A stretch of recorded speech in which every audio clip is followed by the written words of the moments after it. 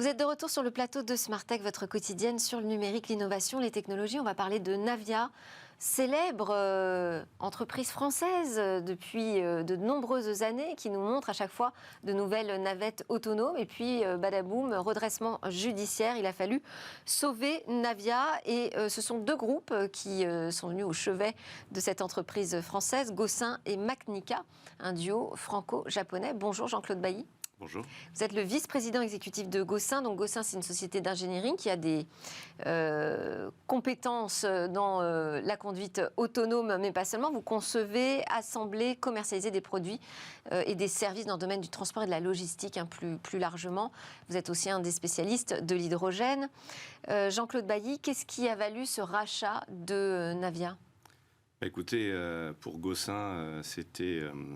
qui est effectivement dans le domaine, comme vous le signalez, c'était une opportunité de faire continuer une histoire incroyable d'une French Tech, de pouvoir préserver des emplois en France, avec un projet extrêmement clair et très complémentaire entre Gossin et Navia, et aussi Macnica. Et alors pourquoi cette association avec le japonais Macnica ? Alors Macnica utilise des navettes de longue date au Japon. Oui.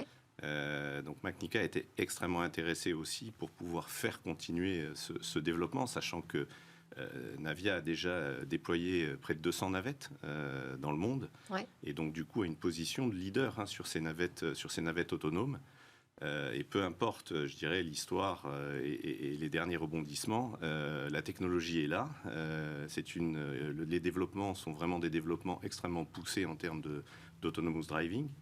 Et du coup, clairement... Alors, quel était le problème ? Parce que vous dites, bon, l'histoire, c'est le passé, mais c'est un passé quand même très récent, assez douloureux.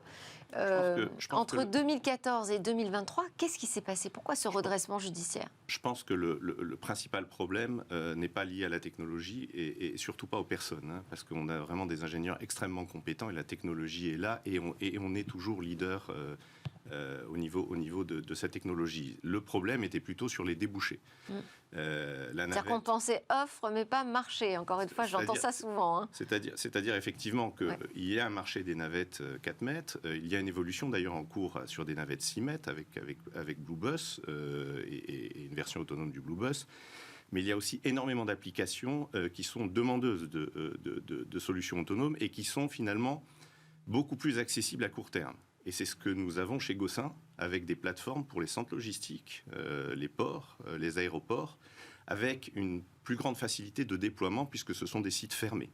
Oui. Et donc, du coup, ce débouché-là, on l'apporte finalement au travers de notre projet.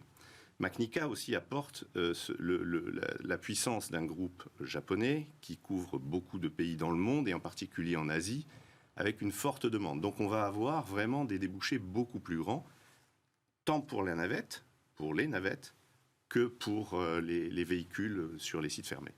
Oui, parce que la difficulté, c'est d'obtenir les autorisations de circulation, c'est ça, des navettes Principalement pour les navettes de passagers, oui, à l'extérieur, même si aujourd'hui, il y a beaucoup d'applications qui sont tout à fait faisables. C'est pour ça que nos navettes circulent sur des sites fermés, des sites touristiques, ça peut être des hôpitaux, ça peut être énormément de sites potentiels. Donc il y a un marché court terme, mais on étend ce marché grâce à d'autres applications que l'on apporte dans le cadre du projet de reprise des actifs. Et alors, vous êtes membre du board de France Hydrogène. Est-ce que les navettes Navia seront désormais boostées à l'hydrogène ? Alors, pour l'instant, elles sont électriques. Nos véhicules, au niveau de Gossin, sont à la fois électriques et hydrogène. L'hydrogène est sûrement un des futurs de la mobilité propre.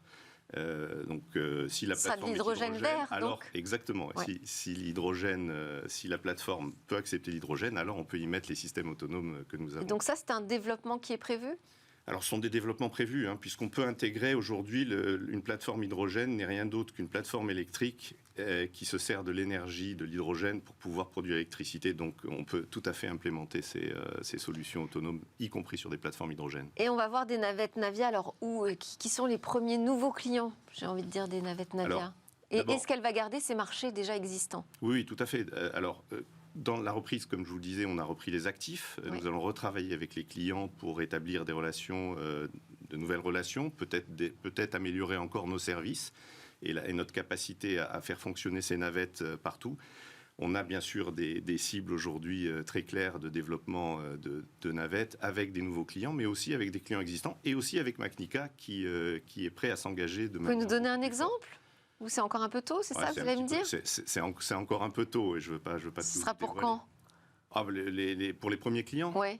C'est très bientôt. C'est dans quelques semaines. On a déjà des navettes avec des cibles clients bien identifiées.